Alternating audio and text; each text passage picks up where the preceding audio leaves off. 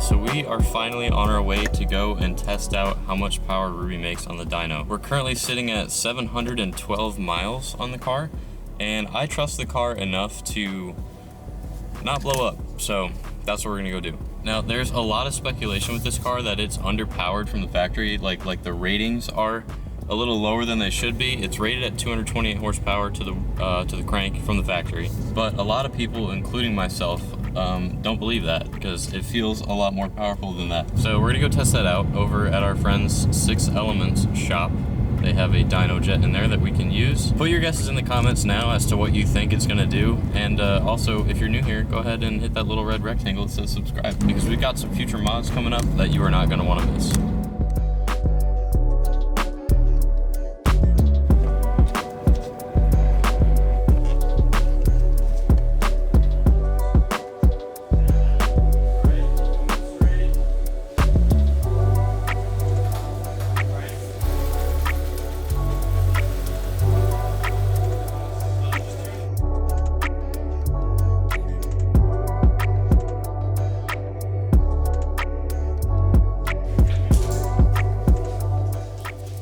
We got Ruby up on the dyno. Any predictions? You know the base power, right, from the factory? Oh, see, I already look at graphs too. Unbiased prediction. All right, what do they say that it makes? It makes 228 horsepower to the crank. 214 to the wheels. To the wheels? Okay. All right. Dan, any predictions? They say it makes 228 horsepower. Any predictions? 228 crank. Don't pull out the calculator, that's cheating. Anyway. 193.8. Okay, all right, that's a good prediction. 193.8. Predictions up on the board. We've got 193.8 for Dan, 214 for Nate, and I'm gonna say 208. 208? No, okay, so like, I want it to be 210. If it's 210, I'll be happy, but I don't know. Everybody says that it's overpowered or understated from the factory, so we're gonna find out. All right, we got the fans on the dyno, or on the car, sorry, and we're gonna do 2 passes with that. We've let the car cool off for like, I don't know, maybe 10 minutes from just driving it here and stuff like that. So Nate is gonna go ahead and do the first passes. I really hope this isn't an embarrassing number. Well, actually, I hope it's more than listed. I think it will be.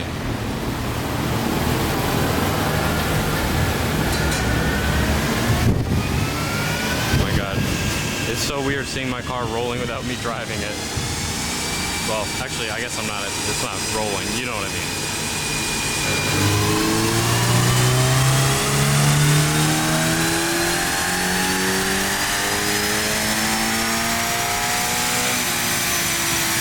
Oh, it sounded pretty spicy.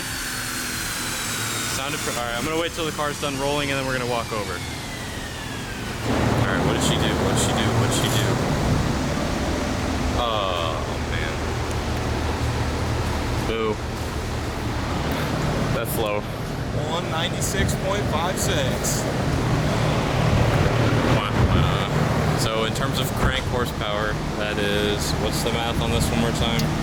So 196.56 divided by 0.85. That's 15% drivetrain loss. Okay, so which 15% is normal for like a manual transmission car, and that's usually dyno jet reads out like 15% loss. So okay. 231 to the crank is almost not exactly bad. What they described from the factory. 228, right? Yeah. Yep. Well, that's slightly disappointing because I've seen people have like 240 or like 245 or something like that. Yeah, it really depends on the dyno, right? So like every dyno reads different. I'll say this like every single time we do a dyno video, but like DynoJet almost always reads the same like across whatever dyno. There's no way to like calibrate this differently other than the correction factor, but we're using standard correction factor, so it just kind of is what it is. But when you do the math out, it makes sense, right? It makes 231 crank horsepower. Subaru says 228, so yeah, that's pretty much right on. There's your stuff. I think we're gonna do one more in a minute. I'll probably just let the car cool off a little while longer, and then just so I'm happy that I know I can't get to the 250 number. I'm sorry, we can't get to the 240 or 230 number. Well, I guess we did, but I don't know. 230 at the crank. I don't want to be number chasing, but like I've seen people make more with it, so like I just want to know. But yeah, I'd probably not, because it really depends on the dyno. I mean, there's people who have done them on like other dynos, and they'll be like, oh, we put in our own correction, so it's like what a dyno jet would read, but It really just depends. Yeah, all right, well, that's only kind of disappointing. I guess I should just let the car cool off for like 10 minutes or so and then put it back on, but I don't know, it's looking like the numbers are true. It feels like the numbers are not true, but I don't know. It is what it is. But I'm glad it's holding up okay. I was really nervous to put it on the dyno, even though it does have over 700 miles on it. The manual does say that you should wait 500 to 1,000 miles before you do any sort of like hard driving, but I'm comfortable putting it up here at 700 miles and you know, we had the opportunity to, so we definitely have to.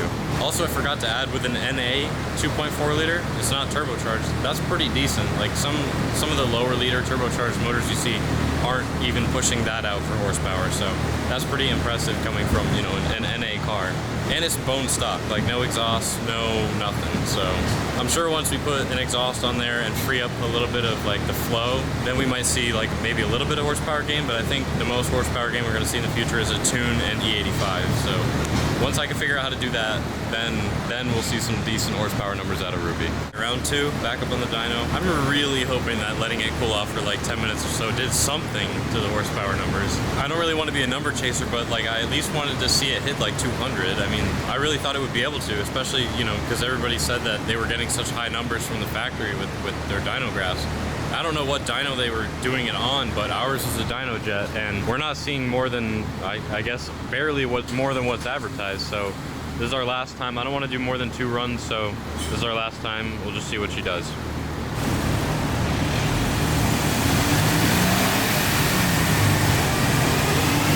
Come on, Ruby, make more than 200 horsepower.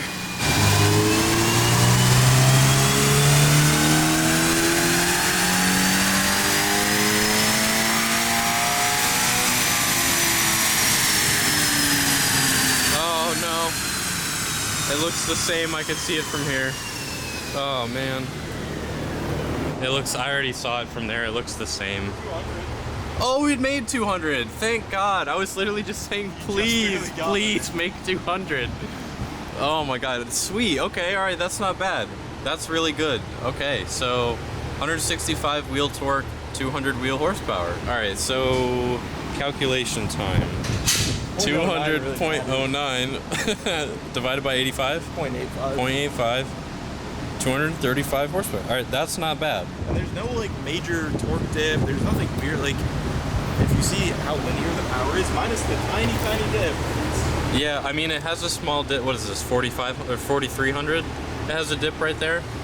But I mean, the old dip used to be from like here to like there.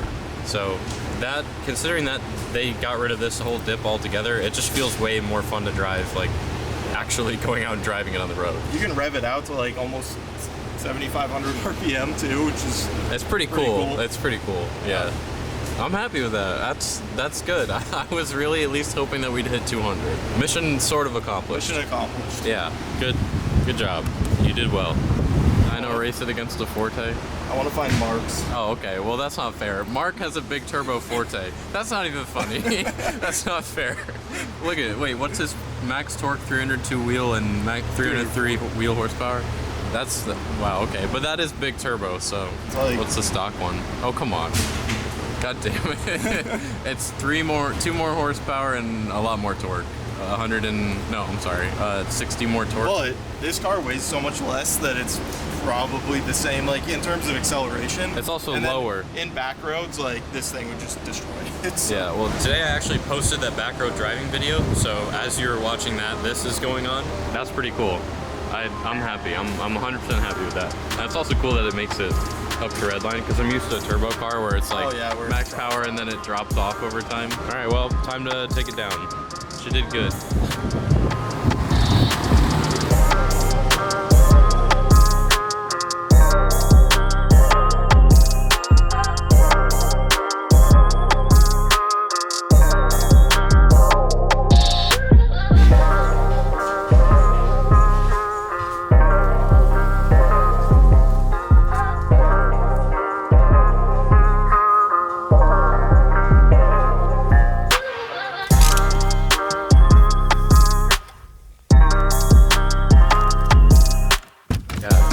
Say real quick, literally everywhere I go, everybody tries to race me. This is not a fast car. You guys just saw is not a fast car at all. And literally, I just had some guy in like a clapped out Chrysler Crossfire pull up next to me. I'm trying to get in that lane so I can go home. And like, he's blocking me from getting in this lane. He's like, come on, let's go. I literally had to roll my window down and be like, bro, I'm trying to get in that lane. Go, like, get out of my way. Like, one, I don't street race. I just drive on the street fast sometimes. And two, this thing would get clapped by like most cars. So it looks fast, it's not fast. We're gonna go inside because there's a couple things I need to show you. So for those of you who've been with me for a really long time, it's the end of an era almost. Here's my room, it's freaking empty. Well, there's a couple things in the closet still, but I'm moving out. We're getting ready to go to Phoenix. But yeah, everything's getting packed up. Everything's leaving. I guess when you guys are seeing this video, I'll already be back home in Connecticut, but I have a ton of other videos like for you guys already pre-recorded, so you guys won't know. But I will not be with the car. I'll be at home with family. And in 2 days from now, Ruby will be put on a tractor trailer truck and trailered out to Arizona, her new home. And I literally just got the new plates and now I'm gonna have to change them over to Phoenix or Arizona plates. Also on the terms of Ruby stuff, I have a couple little tiny mods right here that came from Subaru. They are STI mods. We got a thing right there. We got some stuff right there and I'm waiting on one more, which is why I'm not gonna make a video on installing that stuff yet. But in terms of Subi stuff and Ruby stuff, Ruby the Subi stuff, I wanna know if you guys would wanna help me come up with some vanity plate names. I'm thinking just Ruby, but like I'm sure we can come up with something that's more clever than just Ruby. So like I want to ask you guys, like I know we can come up with better vanity plate names than just Ruby, and if not, then I will gladly just take Ruby. But if you guys can come up with any better names than that, just leave them in the comments. I'd love to read them. You guys know I read every single comment. When I say I read every single comment, I literally do, like even the ones that get deleted. But yeah, I just wanted to show you guys that real quick because we are going to be starting like the whole moving process and everything like that. So everything's in boxes. It's kind of crazy because like, I don't know, I moved down here to South Carolina with literally like 0 subscribers. Like I made like my first legit YouTube videos here in South Carolina. It's almost been 2 years now. So that's kind of crazy. We're going to go start a new journey with new friends and new people out in Phoenix. So if you're in the Phoenix area also, let me know down in the comments because I'm trying to go to car meets and I don't know like where to go yet or like where the best spots are. Like I've been going to Phoenix since I was like a little baby, but like I don't know. I'm not big in like the car scene in Phoenix, so you guys are gonna have to help me out with that. I guess we're gonna end it right there. You know, no, this feels wrong not ending it with the car. There we go. Okay. All right. Well, now that we're in the car, I can end the video. All right. Thank you very much for staying and seeing how Ruby did on the dyno. I think she did pretty good. I think 200 wheel horsepower out of a 2.4 liter and a 4-cylinder is pretty impressive, and it definitely doesn't feel like it needs any more, but eventually it will get a lot more. So yeah, I'm gonna end it right there, guys. Thank you so much for watching. I really appreciate it if you would stick around and hit that subscribe button below so you get more of Ruby in your YouTube feed at all times. And I've only made like 4 videos with the car, so like you can expect a million more. So yeah, so thanks guys. I will see you guys really shortly in the next video.